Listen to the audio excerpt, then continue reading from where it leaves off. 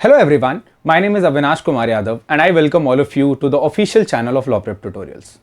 आज के इस वीडियो में हम त्विषा शर्मा के केस के बारे में बात करने वाले हैं which has been surrounded by a lot of controversy as all of you can see. तो अब यहाँ पे सबसे पहले हम इस केस के बारे में समझेंगे अभी तक क्या क्या वेरीफाइड फैक्ट्स हैं जो सामने आ रहे हैं, क्या क्या क्लेम्स दोनों पार्टीज यहाँ पे कर रही हैं और इस केस के अंदर एक्चुअली में अभी तक हमें क्या क्या नोन है इनके बारे में बात करेंगे.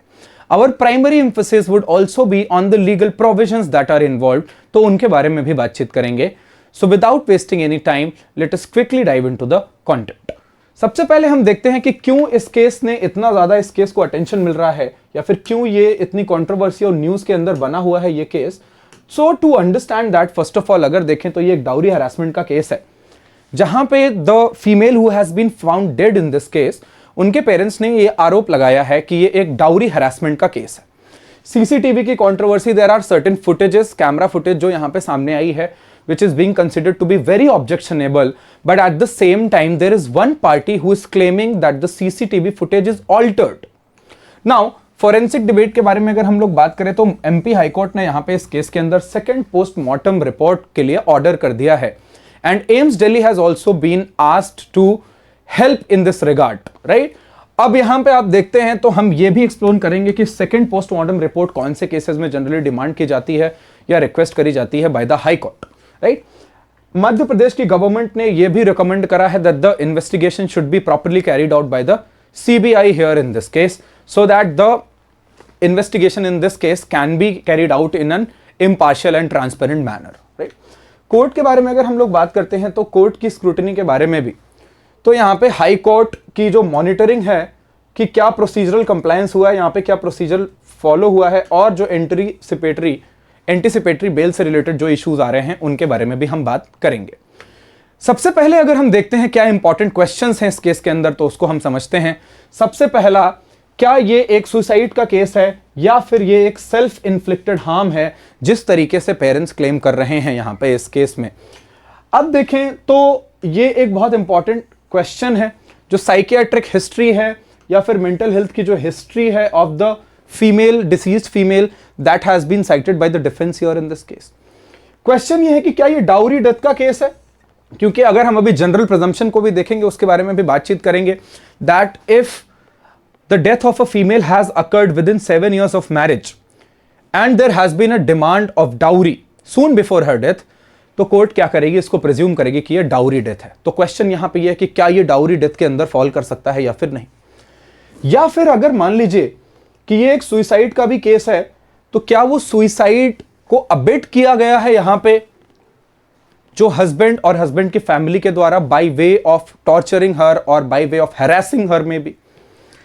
इसके बाद एक और यहां पे अगर हम देखें तो सिनेरियो सामने आ सकता है दैट इज कि क्या ऐसा हो सकता है मे बी कि सुसाइड को इस केस में स्टेज किया गया है, या फिर अगर हम एक ऐसा सिनेरियो देखें क्या ये एक ऑर्केस्ट्रेटेड केस ऑफ सुसाइड है जहां पे चीजों को ऐसे दिखाया जा रहा है कि सुसाइड कमिट किया गया है फीमेल के द्वारा. लास्ट में अगर हम बात करते हैं तो इस केस में ऐसे भी इंस्टेंसेस सामने आए हैं जहां पे एविडेंस के साथ टैंपर किया गया है, जस्ट लाइक मैंने अभी सीसीटीवी फुटेज के बारे में बात किया है, उसके टाइम स्टैम्प्स के बारे में भी हम लोग बातचीत करेंगे. तो ये भी एक इंपॉर्टेंट क्वेश्चन रेज होता है. अब फैक्ट्स के बारे में अगर हम सारे लोग देखते हैं तो दिसंबर 2025 में त्विषा शर्मा और सामर्थ सिंह की जो है मैरिज शादी होती है. यहां पे 12 मई 2026 को अप्रॉक्सीमेटली 5 मंथ्स अपार्ट क्या हो जाता है, त्विषा शर्मा की डेथ हो जाती है उनके मैट्रिमोनियल होम में भोपाल में. FIR रजिस्टर करवाया जाता है, सस्पिशियस डेथ और डाउरी रिलेटेड एलिगेशंस लगाए जाते हैं by the parents of the deceased female here in this case, right? इसके बाद एमपी हाई कोर्ट क्या करता है, ऑर्डर करता है सेकंड पोस्टमार्टम के लिए यहां पे इस केस में, और एम्स दिल्ली को ये डायरेक्ट किया जाता है कि आप इस मामले में असिस्ट करेंगे postmortem related issue. Madhya Pradesh government क्या करती है, केस को ट्रांसफर कर देती है CBI को, right? At least they put forward the recommendation here in this regard. Husband Samarth Singh जो है उनको अरेस्ट कर लिया गया, right, who was supposed to surrender here. Bar council ने इनका लाइसेंस सस्पेंड कर दिया. ये भी एक बहुत important aspect, the husband here in this case और सामर्थ सिंह इज एन एडवोकेट. अभी लास्ट में अगर हम बात करें तो हाई कोर्ट क्या कर रही है, बेल प्रोसीडिंग्स को भी मॉनिटर कर रही है और एविडेंस को जिस तरीके से हैंडल किया गया है इस केस में उसके बारे में भी अभी स्क्रूटिनी कर रही है. फैमिली के एलिगेशंस क्या हैं और डिफेंस के क्लेम्स को हम लोग समझते हैं। फैमिली एलिगेशंस का मतलब क्या है? फैमिली एलिगेशंस का मतलब है family of the deceased female. ठीक है, जिस वुमन की डेथ हुई है उनके पेरेंट्स के क्या कहना है या फिर उनके एलिगेशंस क्या है, आरोप लगाए जा रहे हैं उनके द्वारा। सबसे पहले अगर मान लो हम लोग देखते हैं तो उन्होंने डाउरी रिलेटेड हैरेसमेंट का आरोप लगाया है, मेंटल क्रुएलिटी का भी आरोप लगाया है मैट्रिमोनियल होम के अंदर, राइट।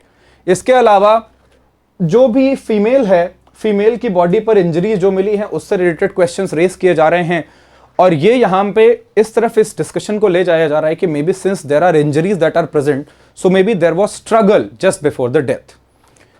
सीसीटीवी की टाइमलाइन की डिस्क्रिपेंसीज के बारे में बातचीत करेंगे। So there is certain CCTV footage that has come up, but उसमें जो टाइम स्टैम्प्स हैं वो इरेगुलर हैं, जिसकी वजह से ये इस तरफ इशारा करते हैं कि मे बी जो सीसीटीवी फुटेज है वो क्या है, वो बेसिकली ऑल्टर्ड है और उसमें किसी तरीके के बदलाव किए गए हैं, राइट। इसके अलावा अगर हम बात करते हैं तो improper handling of evidence, again the very same thing that is connected, जिसके बारे में हमने अभी बातचीत करी है। क्या इन्वेस्टिगेशन प्रोसेस को किसी तरीके से इन्फ्लुएंस किया गया है? Since both the families which are involved here are quite influential, तो ये भी एक क्वेश्चन उठता है कि जो इन्वेस्टिगेशन प्रोसेस है उसको भी इन्फ्लुएंस करने की कोशिश कर रही है कौन? हस्बैंड साइड की फैमिली। डिफेंस का क्लेम क्या है यहां इस रिगार्ड में, इसके बारे में भी हम लोग थोड़ा बातचीत कर लेते हैं। मतलब जो हस्बैंड और हस्बैंड की फैमिली है उनके आर्ग्यूमेंट्स क्या हैं, इसको थोड़ा सा हम लोग देख लेते हैं। मेंटल स्ट्रेस, हस्बैंड की फैमिली ये बोल रही है कि जो यहाँ पे डिसीज्ड फीमेल है वो मेंटल स्ट्रेस और साइकियाट्रिक हिस्ट्री है उसकी, बेसिकली वो किसी तरीके की मेंटल इलनेस या इन सारी चीज़ों की तरफ इशारा कर रहे हैं, राइट। सुइसाइड की थ्योरी को यहाँ पे क्या करा गया है, उनके द्वारा एडवांस किया गया है। उनके हिसाब से ये पूरा का पूरा इंसिडेंट एक सुइसाइड का केस है। सीसीटीवी में जो टाइमिंग के कंसर्न्स है उससे रिलेटेड इन्होंने कुछ क्लैरिफिकेशंस दिए हैं, राइट। और इन्होंने ये भी बोला है कि इस चीज़ को एक्सप्लेन भी किया जाना चाहिए, इसमें क्लैरिटी भी सीख कर रहे हैं ये। और इन्होंने क्या किया है, अभी अपना स्टैंड क्लियर किया है कि हम डाउरी से रिलेटेड जितने भी आरोप हैं उसको क्या कर रहे हैं, उसको मना कर रहे हैं। डाउरी से रिलेटेड अगर हम प्रोविजंस के बारे में बातचीत करें तो डाउरी के केस में अगर किसी डेथ को, एक फीमेल की डेथ को अगर डाउरी डेथ प्रिज्यूम करना है तो क्या क्या एसेंशियल्स फुलफिल होने होंगे? सबसे पहले तो एक नेचुरल डेथ नहीं होनी चाहिए, उसके साथ साथ 7 साल के अंदर जो है वो फीमेल की डेथ होनी चाहिए with in marriage, from the time of marriage. Cruelty या फिर हरासमेंट के किसी तरीके के एविडेंसेस होने चाहिए, और ये जो ये क्रुएल्टी होनी चाहिए वो किस चीज से रिलेटेड होनी चाहिए? किसी तरीके की डाउरी के डिमांड के साथ। और इसके साथ साथ ही जो ये हरासमेंट की हम लोग बात कर रहे हैं ये जस्ट बिफोर, सून बिफोर डेथ होना चाहिए, राइट।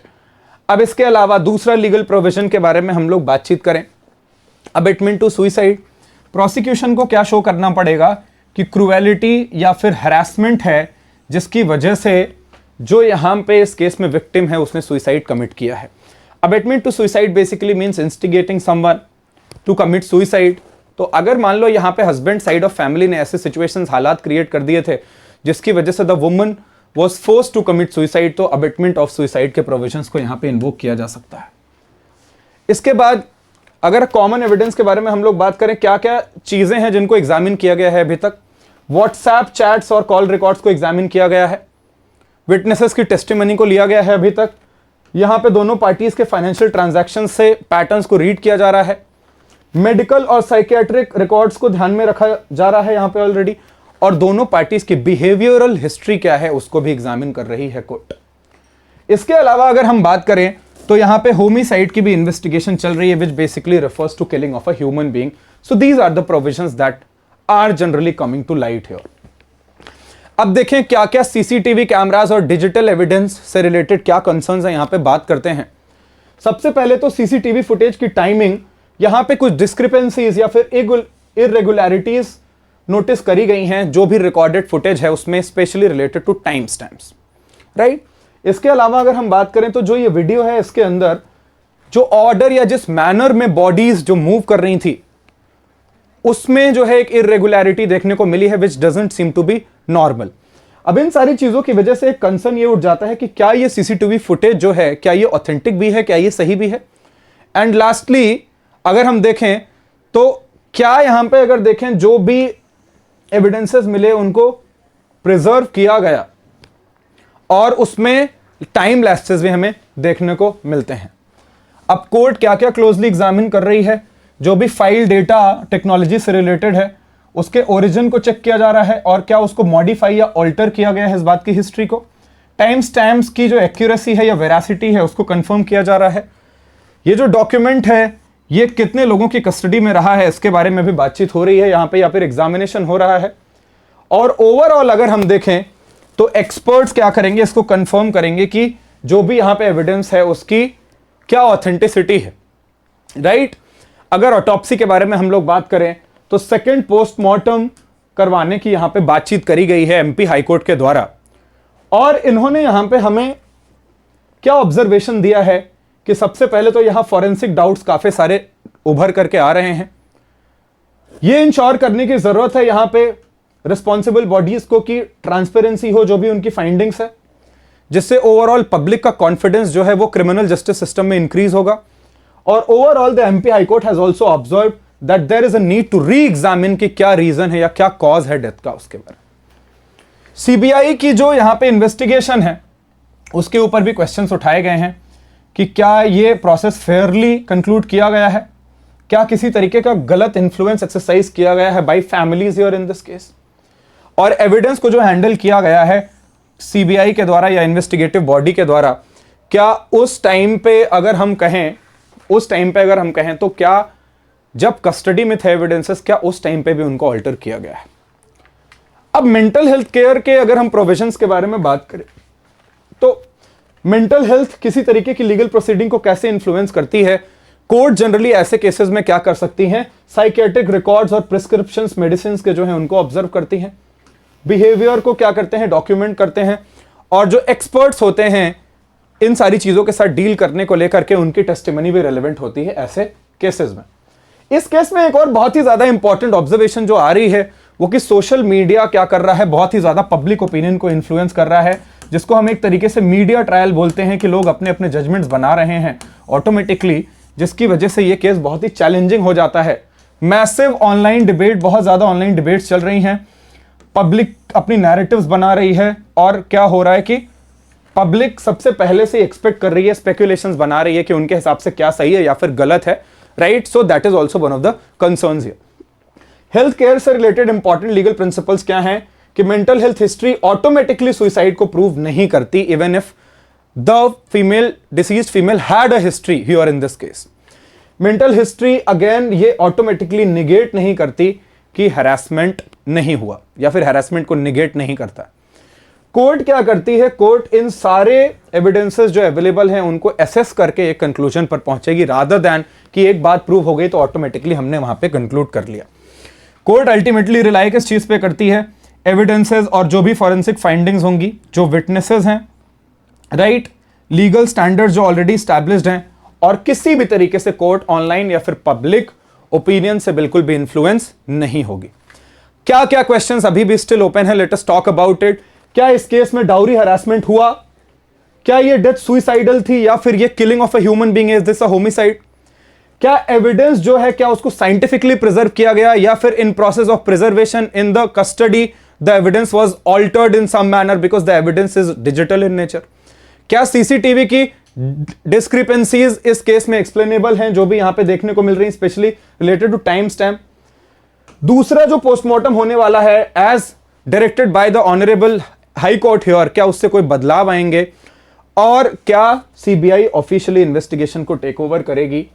ये ओवरऑल अगर हम देखें तो ये केस रिप्रेजेंट करता है कि किस तरीके से फैमिली लॉ या फिर फैमिली इश्यूज से जुड़े हुए जो मैटर्स हैं इस केस में, उसमें कॉम्प्लेक्सिटीज के बारे में बात करते हैं।